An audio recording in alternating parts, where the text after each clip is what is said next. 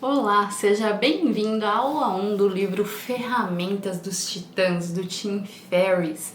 Aqui a gente vai percorrer uma longa caminhada de muitos encontros falando a respeito desse livro, né? Para quem não conhece, Tim Ferriss, ele é o mesmo autor do Trabalhe 4 Horas por Semana, né? Que foi um best-seller, né? De 2007, 2010, se eu não me engano, já tem um bom tempo esse livro. É um livro que particularmente eu não gosto muito, mas enfim, estamos dissociando as obras e falando desse daqui, Ferramentas dos Titãs, porque eu acho que ele tem uma abordagem muito interessante. O próprio autor diz que esse livro é realmente para ser usado como uma caixa de ferramentas, porque o Tim Ferriss, ele é uma pessoa bem fora da curva, né? Uma pessoa diferenciada. E ele gosta muito de estudar, de aprender, se considera uma pessoa hiper curiosa. E ele gosta de anotar tudo. E aí, nesse processo de aprendizado, ele criou um podcast.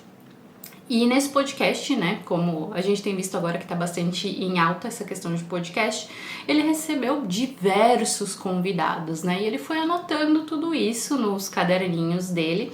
E aí ele viu que ele tinha realmente um ouro ali em mãos, né, que ele deveria compartilhar isso com as pessoas, que esse era o tipo de livro que ele gostaria de ter tido acesso. Então o que ele fez? Ele pegou esses muitos e muitos convidados que ele teve acesso, né, ao longo dos anos e consolidou todas essas conversas, esses bate-papos nesse livro, analisando cada uma dessas personalidades e vendo quais eram os hábitos que aquelas pessoas tinham para ser tão boas em suas respectivas áreas, né? Então são pessoas que são referências na área da saúde, né? São pessoas atletas extremamente saudáveis, extremamente competitivos, digamos assim. Pessoas muito bem sucedidas financeiramente, pessoas muito inteligentes, muito cultas, eruditas, tidas como referências. Então ele pegou todas essas pessoas que são referências para todos nós e foi entender o que elas faziam que as tornava tão diferentes assim, né? O que elas tinham de diferente de mim ou de você que faria com que ela fosse uma pessoa tão diferenciada. Porque aí, na verdade, quando a gente entra nesse critério, você vê que as pessoas são muito parecidas, né? O que difere normalmente é a disciplina, o gosto por desafios, né? Os hábitos. Então, não tem nada de super-humano nessas pessoas, né? É uma questão de hábitos. Então ele foi entender o que você faz para desenvolver determinada habilidade. E muitas dessas habilidades ele treinou, testou na vida dele, né? Então o livro em si é um super calhamacinho, né? Aqui que a gente vai demorar um tempinho para percorrer ele, então ele é dividido em 3 partes, né, onde ele analisa pessoas que têm hábitos extremamente saudáveis, são referências no sentido de saúde, atletas, nesse segmento.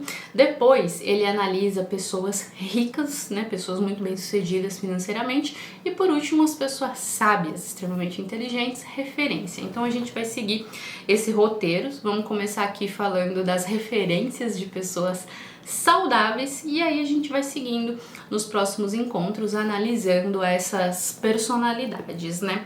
Como esse podcast, esse livro, o autor, enfim, são americanos, muitas pessoas não são tão conhecidas na nossa realidade em si, né? São famosas lá e o livro também tem um tempo, então pode ser que alguns nomes você não conheça, mas aqui, independente de quem seja, a gente vai falar sobre os hábitos dessas pessoas e entender o que a gente pode colocar na nossa vida, o que não faz tanto sentido assim. Vamos analisar. Eu posso te dizer que tem umas coisas bem diferenciadas por aqui. Ele começa o livro, deixa eu ver quantas páginas tem esse livro, porque eu sei que esse livro ele não tá muito fácil de encontrar, porque ele não é mais publicado. Então é um livro de 765 páginas, são páginas grossinhas, até acho que por isso que ele fica tão grande. E ele não é mais publicado, já tem um bom tempo, então você só encontra em sebo, usado, né, de segunda mão, e um pouquinho caro, né? Então, por isso que eu tô até trazendo esse estudo para vocês, para que todos tenham acesso a essas informações, independente de ter o livro ou não. Então, ele começa o livro falando um pouco sobre as motivações, né, dele de consolidar todas essas informações aqui, e tem um manual de instruções aqui para ler antes de começar a estudar os casos desse livro. Só tem uma parte que eu queria ressaltar com vocês que eu achei interessante, porque depois dele conversar com todas essas pessoas, tem alguns pontos que ele viu que todas essas pessoas extremamente bem-sucedidas na sua vida, seja em qualquer área, elas têm alguns hábitos que são comuns. Então eu achei interessante para a gente já começar nesse ponto de partida. Por exemplo, mais de 80% dos entrevistados fazem alguma forma de meditação ou prática de atenção plena diária. Sabe aquela questão do foco, de se concentrar, de passar a dominar o seu foco, porque a meditação te ajuda muito a controlar a sua mente, controlar a sua atenção. Então 80% desses entrevistados, de todas essas pessoas que passaram por lá e que a gente vai analisar aqui no livro, tem como hábito praticar a meditação, porque isso dá um domínio muito grande, né? Um controle muito grande à mente, à sua atenção, saber quando focar, quando ter um foco disperso. Então isso é um hábito, uma prática bem importante, faz parte da rotina do Clube das 5, eu espero que você esteja fazendo diariamente. O próximo, um número surpreendente de homens com mais de 45 anos nunca toma café da manhã ou só come o mínimo possível.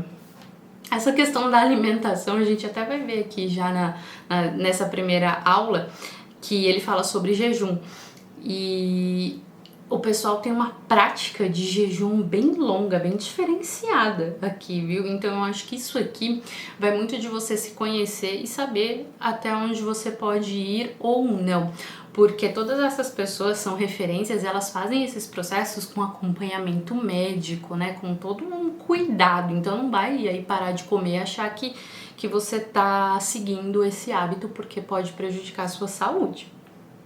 O próximo tem um aparelho que ele menciona aqui, que eu não conheço no Brasil, mas aqui, ó, muitos usam o aparelho Tilipad, um controlador de temperatura para colchões, com o objetivo de refrescar a cama na hora de dormir.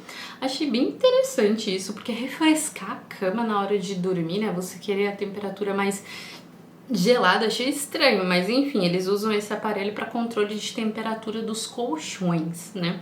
Eu prefiro aquecer do que refrigerar, né?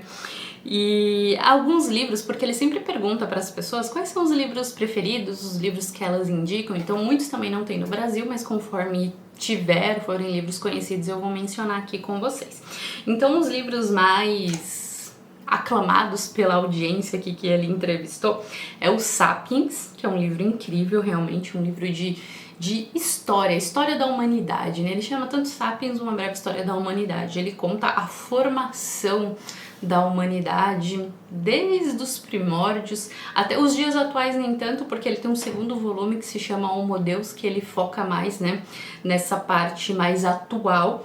O autor, né, Yuval Noah Harari é o autor desse livro, então ele ficou muito famoso, e o livro Sapiens também indico muito a leitura. É um livro que eu particularmente gosto bastante, sei que algumas pessoas não gostam tanto, porque ele é um livro, mas apesar de contar a história da humanidade, ele conta a história de uma forma um pouco mais superficial. Ele não é tão aprofundado, ele é mais um resumo, né? Uma breve história realmente que vai passando pelos principais acontecimentos. Se você quer conhecer mesmo a fundo, aí você tem que seguir para uma literatura mais específica, mais dedicada. Mas para ter uma ideia geral, Sapiens é um livro muito bom, eu gosto bastante. Outro que ele menciona aqui, eu não conheço, Poor Charles Almanac do Pobre Charles, esse eu não conheço. Um outro livro chamado Influência e o famosíssimo Em Busca de Sentido, do Viktor Frankl, que é super famoso também. Então esses são os livros mais mencionados pelas pessoas.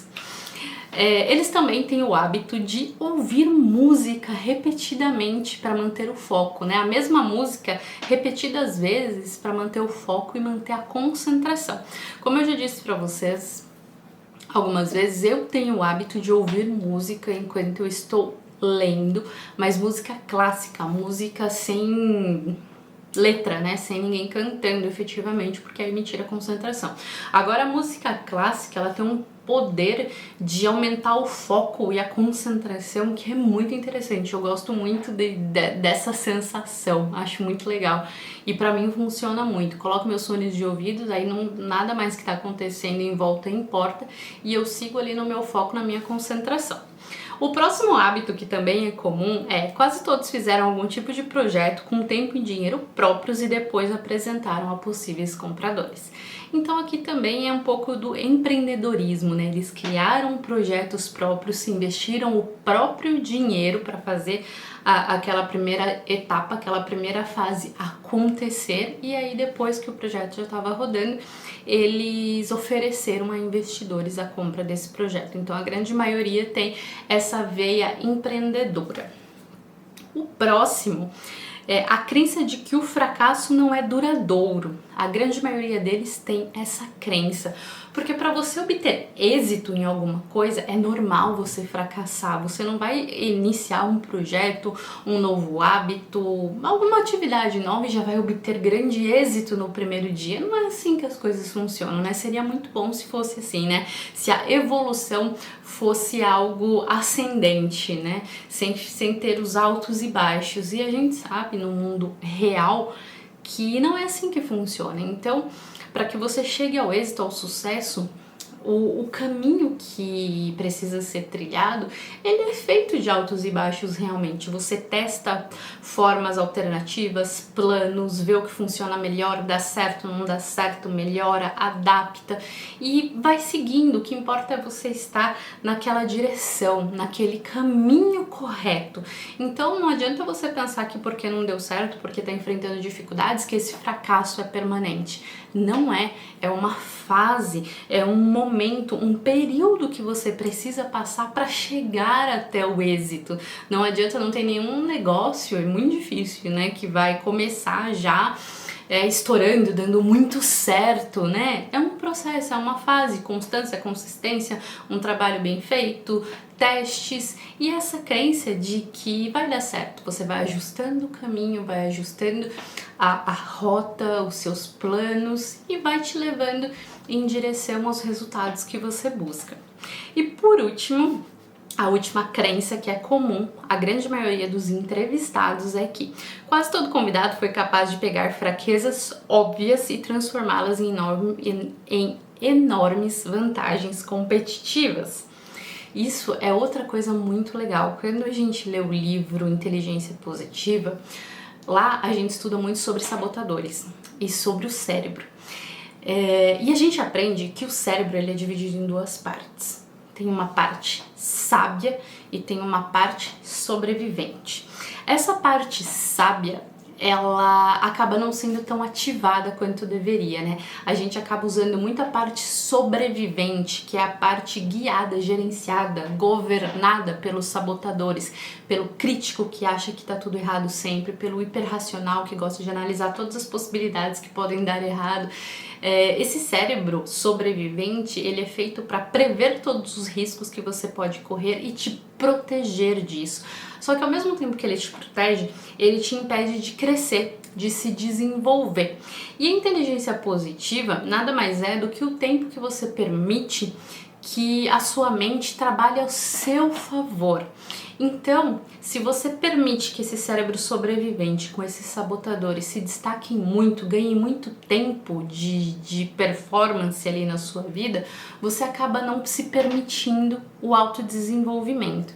Então, nesse livro, Inteligência Positiva, ele ensina muito como você diminuir o seu cérebro sobrevivente, né, a atuação do seu cérebro sobrevivente e aumentar a atuação do seu cérebro sábio. O cérebro sábio nada mais é do que aquele comportamento do cérebro que observa todos os resultados, tudo que te acontece como algo positivo, como uma dádiva, como uma oportunidade de fazer melhor.